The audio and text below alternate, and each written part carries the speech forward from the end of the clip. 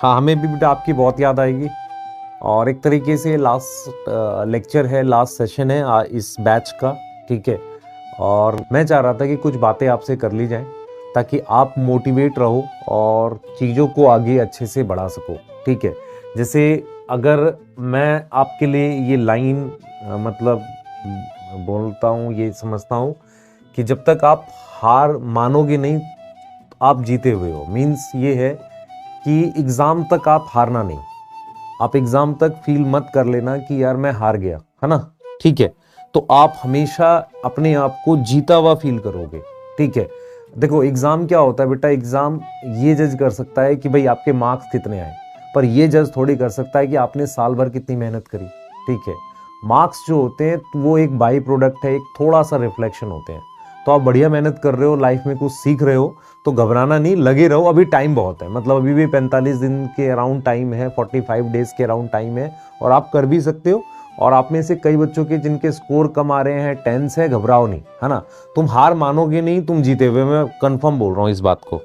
हाँ, ध्यान रखना बेटा आप, ठीक है, क्लियर है। तो आपने हार नहीं माननी, आपने लगे रहना है, आपने पूरा एफर्ट करना है। और आप में से बहुत सारे बच्चे ये चीज़ समझते हैं कि यार उनके पेरेंट्स ने मतलब बेसिकली कितना उन्हें सपोर्ट किया है घर की स्थिति को देखते हुए, क्योंकि मतलब हमारे बैच में उस तरह के बच्चे भी हैं जो बहुत पुअर फैमिली से भी आते हैं। तो हमने देखा है, हमने बात की है उनसे कि यार कितनी प्रॉब्लम के साथ उन्होंने आगे इस बैच में पढ़ा है। तो कंडीशंस ऐसी नहीं होती हर बार अच्छी हो, लेकिन स्टिल आपने मेहनत करी है। तो मैं आपको मतलब एकदम बोलता हूँ कि यार आपने बढ़िया काम किया है, थोड़ा सा और बचा हुआ है, तो लगे रहो, घबराओ नहीं, है ना। आपके मैसेजेस में लगातार देख रहा होता हूँ, चैट में, अलग अलग जगह, मुझे पता है कि आपको टेंशन है, आपको मतलब बाहर ऐसा माहौल है कि लोगों को पता नहीं आपके अंदर क्या चल रहा है। पर मैं फील कर सकता हूँ क्योंकि आप और हम सेम रास्ते से जा रहे हैं। मैं एज अ टीचर मूव कर रहा हूँ, आप एज अ स्टूडेंट मूव कर रहे हो। मैं समझ पा रहा हूँ कि आपके अंदर भी वही चीज़ें चल रही हैं जो हम देख पा रहे हैं, हम समझ पा रहे हैं। तो चीज़ें को हम सपोर्ट करेंगे आपको पूरा, कोई दिक्कत नहीं है। लेकिन आपने हार नहीं माननी, आपने ऐसा नहीं है कि डर जाना है, रुक जाना है कि यार अब स्कोर वो नहीं आ रहा है तो रुक जाते हैं, नहीं। स्कोर तो उस दिन आएगा यार, ये तो सिर्फ तैयारी चल रही है। ये आप जैसे कई बार क्या होता है ना, घर से कुछ सामान लेने निकलते हो तो आपको लगता है यार ये बंदा समझ क्यों नहीं रहा, मेरा टाइम वेस्ट हो रहा है। या घर में कई बार ऐसा माहौल होता है कि लोग टीवी देख रहे होते हैं, आपको आवाज़ कम करवानी पड़ जाती है। कई बार पेरेंट कह देते हैं ये काम कर लो, और आपके पास आज होता है कि यार आज पूरा दिन पढ़ूंगा, ठीक है।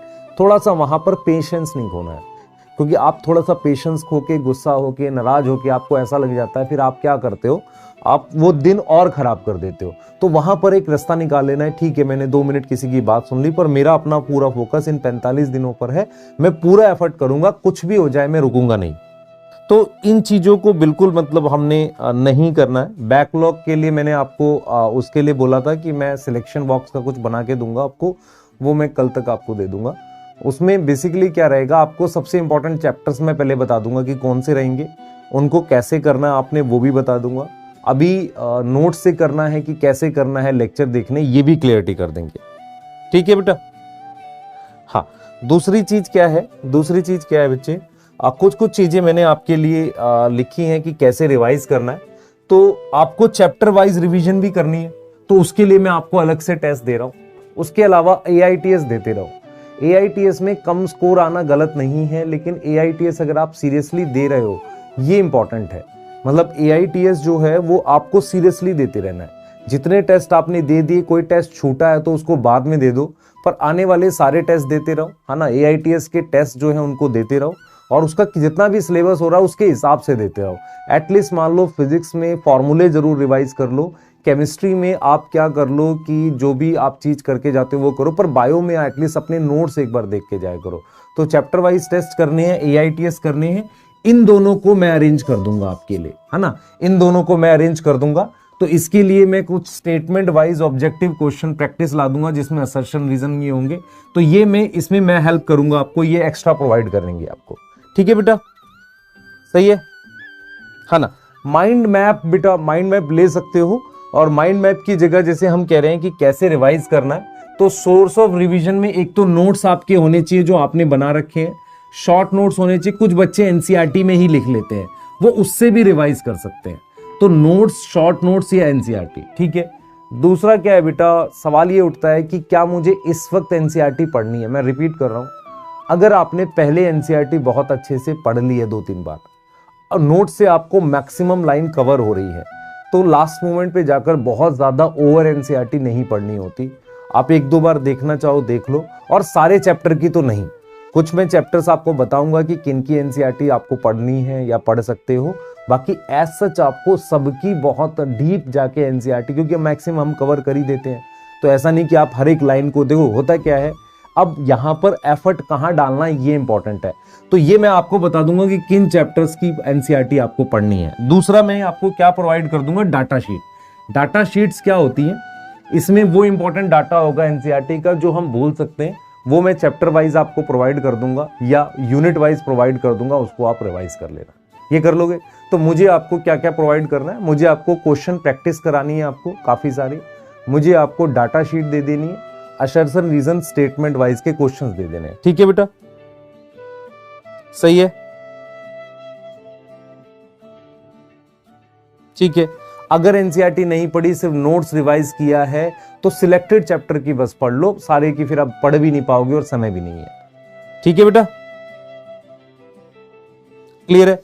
हाँ, क्वेश्चन प्रैक्टिस हम आपको कराएंगे, कोई दिक्कत नहीं है।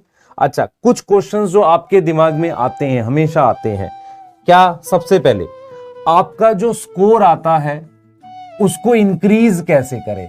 इंक्रीज करने का तरीका, एक तो आपको मैं जो डेली टेस्ट दे रहा हूं उसको दो, उसकी जो मिस्टेक है आपकी उसको चेक कर लो, अपने नोट से या जहां से भी उस मिस्टेक को चेक कर लो, तो डेली आप कुछ ना कुछ मिस्टेक दूर करते हुए चलोगे। दूसरा क्या है बेटा, आपको स्कोर इंक्रीज करने का तरीका क्या है, आपको क्या करना, आप में से जो बच्चे बहुत फास्ट अटेम्प्ट करते हैं, थोड़ा सा हल्का सा स्लो कर लो उसे, थोड़ा सा टाइम बढ़ा लो। तीसरा, आपको जो, क्योंकि सिली मिस्टेक जो कहते हो ना, आपने पढ़ा नहीं है ना सही से, तो इस वजह से हो सकता है। तो कहीं ना कहीं हम आपको टेस्ट दे रहे होंगे, उसके जो भी कमियां हैं, आपके वीक टॉपिक हैं, उनको चेक करते हुए चलो। आपको खुद आइडेंटिफाई करने पड़ेंगे वीक टॉपिक अपने, है ना, उनसे हो जाएगा। उसके अलावा मैं आपको साथ के साथ, जैसे मैंने याद करो एलटीआर दिया था लास्ट टाइम रिवीजन, वैसे ही मैं आपको जरूर बता दूंगा कि आपके वीक टॉपिक कहां पर है ना, वो मैं आपको बता दूंगा। क्लियर है बेटा। तो चैप्टर वाइज टेस्ट आपको प्रोवाइड कर रहे हैं, करते रहेंगे, ठीक है। आपकी मिस्टेक्स आपको अपनी डेली चेक कर लेनी है, वो करनी है। EITS देना है और उसमें भी मिस्टेक देख लेनी है। अब यहां से जितने ज्यादा आप टेस्ट दोगे और मिस्टेक चेक करोगे, आपकी इंप्रूवमेंट हो जाएगी। दूसरा, आप में से बहुत सारे बच्चों को क्या होता है कि रिवीजन में टाइम लगता है, तो जो बड़े चैप्टर्स हैं उनमें टाइम लगेगा, छोटों में क्या किया करो, एक सिंगल पेज में आपने छोटा छोटा लिखा हुआ है, उसे ही बार बार रिवाइज कर लिया करो, ऐसा कुछ कर सकते हो। ठीक है। हाँ, तो मेरी तरफ से आपको क्या क्या मिलेगा मैं अब थोड़ा सा क्लियर कर देता हूं। मैं क्वेश्चंस की प्रैक्टिस कराने वाला हूं आपको, ठीक है। मैं क्वेश्चंस की प्रैक्टिस कराऊंगा चैप्टर वाइज। सक्षम की डीपीपी जिनकी दे दी है मैं और दे दूंगा, सक्षम की डीपीपी के सारे सॉल्यूशंस दे दूंगा। उसके अलावा मैं आपको चैप्टर वाइज टेस्ट करा दूंगा। उसके अलावा असर्शन, रीजन और स्टेटमेंट वाइज क्वेश्चन दे दूंगा। आपने कैसे आगे बढ़ना है, आपने चैप्टर वाइज टेस्ट तो डेली देते हुए चलने, नहीं रिवाइज हुआ, कम रिवाइज हुआ, आधे घंटे रिवाइज कर लो, कोई दिक्कत नहीं है। आधे घंटे ही करो, 1 घंटे ही करो, कुछ तो रिवाइज करोगे, कुछ रिवाइज कर लो, ठीक है। उसके बाद आपने क्या करना है, उसकी सक्षम की डीपीपी जरूर बना लेनी है, ठीक है। डोपा में कंबाइन करके जिन चैप्टर्स का था वो दे दूंगा, मर्जी है बना लो, नहीं मर्जी है आपने उस वक्त बनाया होगा तो अच्छा रहेगा। उसके बाद आपने क्या करना है, आपने अपने नोट्स रिवाइज करने हैं, शॉर्ट नोट्स जो जिसमें कंफर्टेबल हो, या एनसीईआरटी के थ्रू जैसे आपको ठीक लगे। क्या सारे चैप्टर की अब दोबारा बहुत ज्यादा एनसीईआरटी पढ़नी है, नहीं, मैं बताऊंगा सिर्फ किन की पढ़नी है। क्लियर है वो चीज। जैसे मान लो मैं स्ट्रक्चरल ऑर्गेनाइजेशन की पूरी ना पढ़ के कॉकरोच जरूर पढ़ लूं, है ना, तो इस तरीके से मुझे आपको बता देना है। क्लियर है, ठीक है। स्टेटमेंट वाइज असर्शन, रीजन मिल जाएगा। उसके अलावा मैं डाटा शीट आपको दे दूंगा। क्लियर है। इसके अलावा और बताओ क्या चाहिए। हाँ, डेली गोल सेटिंग ये कर सकते हैं, सही है। एक काम करते हैं, आपके साथ लिंक हो के डेली गोल सेटिंग कर लेते हैं।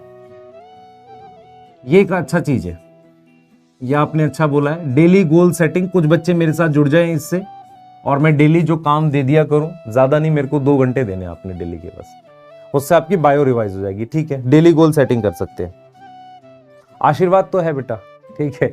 आज मैं एक्चुअल में मुझे ध्यान नहीं था, मैंने वो टी शर्ट पहन ली है जो PW पे शायद पहली प्रिंट हुई थी। ये वही टी शर्ट है जो मतलब उस वक्त हुआ था कि यार सब लोग अपनी अलग अलग करा लो, तो मैंने अपनी टी शर्ट पे जो लिखवाया था वो यही था, बायोलॉजी विद बेसिक्स। मतलब मुझे फील होता है कि बायो सिर्फ बेसिक्स से पढ़ाई जा सकती है, अगर बेसिक स्ट्रांग है तो बायो समझ आएगी, लॉजिकल लगेगी। तो ये वही है, बहुत पुरानी टी शर्ट है PW की, है ना। और ये शायद मैंने पहले बार जब टी शर्ट्स पहन के अपने लाइव सेशन लिए थे या रिकॉर्डेड ही लिए थे, तो पहली बार यही पहनी थी। और आपका आज लास्ट सेशन है तो यही पहन रहे हैं, ठीक है, क्लियर है।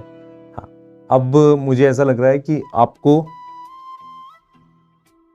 हाँ पॉडकास्ट टाइप से मैं आपको रिवीजन बना दूंगा, ठीक है। एक ये ऐड दे सकते हैं आप, ठीक है, कोई इशू नहीं है ना, ये भी दे सकते हैं। हाँ, साइंटिस्ट और वो सब डाटा शीट में आ जाएगा। इंपॉर्टेंट साइंटिस्ट हो गए, इंपॉर्टेंट नेम हो गए, वो सब डाटा शीट में दे देंगे, वो रैंडम रिवीजन के लिए सही है, वो भी मिल जाएगा आपको, ठीक है। तो अब बेटा मैंने लगभग आपसे मेन बात करनी थी यार, आखिरी सेशन था, आपको पढ़ाया है तो मैं फिर बोल रहा हूँ, लाइफ में आप डॉक्टर बनो ना बनो, मेरे लिए वो इतना इंपॉर्टेंट कभी था नहीं। मेरे लिए इंपॉर्टेंट ये था कि मैं आपको एक बढ़िया बायो पढ़ा दूँ, आप एक सब्जेक्ट को फील कर सको और उसके साथ लाइफ में आगे भी बढ़ सको। आप मतलब किसी भी प्रोफेशन में जाएंगे, मेरे लिए हमेशा उतने इंपॉर्टेंट रहेंगे जितना आप मतलब सिलेक्ट होंगे, उतना जो कोई बच्चा होता आप हमेशा मेरे लिए इंपॉर्टेंट रहेंगे। और सभी बच्चे मेहनत करें, ठीक है, वो कर भी रहे हैं और आपकी मेहनत दिख रही है और वो आपको सिलेक्ट करवाएगी, ठीक है। तो हमेशा आप समझे अभी दिन है, टाइम है, पूरा एफर्ट लगा दो, हार नहीं मानना, ठीक है, हम आपके साथ हैं, क्लियर है। बेटा बैकलॉग के लिए क्या करना है, आपको चैप्टर्स देख लेना है। अगर माइक्रोब्स इन ह्यूमन वेलफेयर का बैकलॉग है, उसका लेक्चर नहीं देखना, उसको नोट से करना है। अगर प्रिंसिपल ऑफ इनहेरिटेंस का लेक्चर है तो उसको आप उम्मीद से देख सकते हो, मॉलिक्यूलर का है तो उम्मीद से देख सकते हो, पर उसकी सक्षम वाली DPP कर लेना। अब मान लो मैंने प्रिंसिपल ऑफ इनहेरिटेंस का लेक्चर उम्मीद से देख लिया, तो कौन से वाला पार्ट आपका मेन लेक्चर से देखना है, जैसे मान लो पेडिग्री शायद उम्मीद से ना हो आपसे, ठीक है, वो वाला पार्ट देख लेना। समझ में आ रहा है। मॉलिक्यूलर बेसिस में भी ऐसे ही पार्ट्स हैं जिनको आप देख लेंगे उम्मीद से, ठीक है बेटा। हाँ, सक्षम की DPP मैं सबकी दे दूंगा आपको, ठीक है, सक्षम की DPP मैं सबकी दे दूंगा आपको, उसके सॉल्यूशन दे दूंगा, मैं एक्स्ट्रा क्वेश्चन प्रैक्टिस करा दूंगा, स्टेटमेंट वाइज क्वेश्चन दे दूंगा, असर्शन रीजन दे दूंगा। मैं ये जो 45 दिन है आपसे ज़्यादा आपके साथ मिलकर बराबर मेहनत करेंगे और आपको सेलेक्ट करवाएंगे, ठीक है बेटा। और ठीक है, बस यही बोलना था आपसे, मेन था मिलना था, लास्ट टाइम था तो मिलना ज़रूरी था, आपसे बात करनी ज़रूरी थी। आप बच्चे बहुत मतलब मेहनत करते हैं, बहुत सपोर्ट करते हैं टीचर्स को, ठीक है। और मतलब मुझे हमेशा फील होता है जब बैच एंड होता है तो मुझे बड़ा इमोशनल फील होता है, और आज वैसे भी कुछ स्पेशल है तो मतलब मुझे फील होता ही है, ठीक है। तो मैं एक चीज़ बोलता हूँ बेटा कि हमने कभी ऐसा कुछ नहीं किया जो स्टूडेंट्स को मतलब ऐसा लगे कि नहीं यार सर ने हमें कोई टॉपिक कम पढ़ाया हो या जहाँ डेलिबरेटली कम पढ़ाया हो या कोई चीज़ें छोड़ दी हो, ऐसा शायद ही कभी किया हो, ठीक है। और मुझे मतलब वो डेज़ भी याद है जब PW पे जस्ट स्टार्ट किया था मैंने, है ना, तो सेल साइकिल बहुत डीपली पढ़ाया था, बच्चे काफ़ी खुश हुए थे, ठीक है। और एक टाइम था मैंने हिंदी मीडियम भी पढ़ाया था, मैं आपको बता नहीं सकता, मैंने हिंदी मीडियम के बैचेस भी पढ़ाए थे और उसमें मैंने प्लांट किंगडम में कैसे पढ़ाया था, मतलब मैं कम से कम 8-9 घंटे खुद पढ़ा था हिंदी में। इंग्लिश में तो मुझे याद है ना सारा कहाँ क्या लिखा है। तो वो टाइम भी था मतलब जहाँ पर हमने देखा है कि कैसे हिंदी मीडियम भी पढ़ाया और ये सारी चीज़ें थी। बस मेन क्या चीज़ होती है जो हमें मोटिवेट करती है, आप लोगों का प्यार, मतलब जो आप लोग सपोर्ट करते हैं, आप लोग प्यार देते हैं, वो चीज़ें मतलब काफ़ी ज़्यादा मोटिवेट करती है। और बच्चे ही हैं जो सबको मतलब आगे बढ़ा सकते हैं, मतलब हम जैसे लोगों को जो मान लो उतना शायद मेहनत नहीं करते, लेकिन आपका जो से लगता है ना कि आप जो बोलते हो कि सर ये मिल जाए, ये चीज़ें हैं, अगर ये हो जाता तो अब ये सपोर्ट हो जाता, तो ये चीज़ें हम लोग को सही फील होता है कि ठीक है करते हैं। क्योंकि इन सब के बाद जब आप फाइनली सिलेक्ट हो गए, क्योंकि बच्चे आके मिले हमसे ना, तो हमें वो चीज़ है कि यार उनकी आइज़ में हम देख पाते हैं वो रिस्पेक्ट, वो रिगार्ड, तो हमें लगता है कि हाँ ठीक है हमने जो किया वो वर्थ है ना। तो वो एक जर्नी बेटा बहुत स्पेशल है मेरी, तो मैं तो बता ही नहीं सकता कि वो 3 साल में आप समझो कि हमने 10 साल के बराबर पढ़ा दिया, इतना सारा मतलब बच्चों को पढ़ाया है, इतने सारे मान लो बैचेस भी खूब पढ़ाए, इतना अच्छे से कंटेंट को डिलीवर करके सारा कुछ बहुत बढ़िया फील हुआ। तो ये चीज़ें ठीक है ना। और मतलब हम फिज़िकली भी काफ़ी बच्चों से मिले आप में से, ऐसा नहीं, और काफ़ी बच्चे मतलब रोए भी आके, तो वो सिर्फ क्या था, एक रिस्पेक्ट, एक प्यार देख के मतलब अपने को बहुत ऐसा लगता है यार मज़ा आ गया, लाइफ में कुछ किया है ना। तो यही सारे रिस्पेक्ट है, प्यार है बच्चों का, ठीक है। तो अब मैं सिर्फ इतना बोलूँगा आपसे, प्लीज़ मेहनत करो एग्ज़ाम तक, ठीक है। हम आपके साथ हैं, हमेशा बने रहेंगे, टेंशन नहीं लेना, पूरे एफर्ट करो, ठीक है। हाँ, पूरा एफर्ट करो बेटा, चाहे आपको कुछ भी होगा हम सपोर्ट करेंगे, ठीक है। क्लियर है, सही है। और हमें उम्मीद है कि आप भी अपने सिलेक्शन के थ्रू ये दिखा दोगे कि हमने आपको बढ़िया पढ़ाया था, ये आप शो करोगे। और एक सही जवाब मतलब हर उस पर्सन को देना है आपने जिसने आपको उस काबिल शायद नहीं समझा, आप पढ़ के उसको आप सिलेक्ट होके अच्छा स्कोर करके वो जवाब दोगे, ठीक है। आपके मार्क्स अभी मेरे लिए कोई इंपॉर्टेंट नहीं है, आप सिलेक्ट हो जाओ, बहुत बढ़िया। किसी कारण से कुछ भी गड़बड़ होती है तो भी आप उतने इंपॉर्टेंट रहेंगे। तो इस बात के साथ, ठीक है, मैं एंड कर रहा हूँ सेशन, क्योंकि मैं इससे ज़्यादा मुझे लग नहीं रहा, मैं खामखा रो दूंगा, हाँ, है ना, ठीक है। हाँ, ठीक है बेटा, सही है, मिलते हैं।